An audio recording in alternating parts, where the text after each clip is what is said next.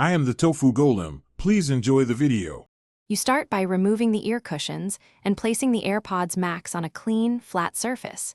Use painter's tape to mask chrome or painted edges to prevent accidental abrasion. Dampen a microfiber cloth with 70% isopropyl, only slightly. Excess liquid damages electronics. Lightly wipe the aluminum and plastic surfaces to lift light grime.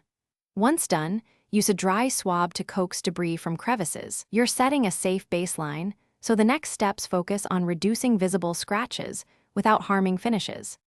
Now address light to moderate scratches by using either a white vinyl eraser or a non-abrasive metal polishing compound suitable for aluminum.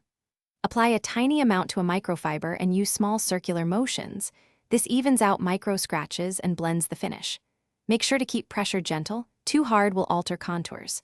Once a section improves, remove residue with a clean cloth. If the scratch fades, move on. If not, stop and reassess. Aggressive polishing can worsen deep gouges.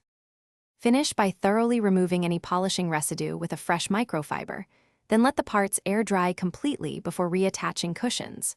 For deep scratches that don't respond, you may need a professional aluminum refinish or a color fill touch-up. Attempting heavy sanding risks structural damage.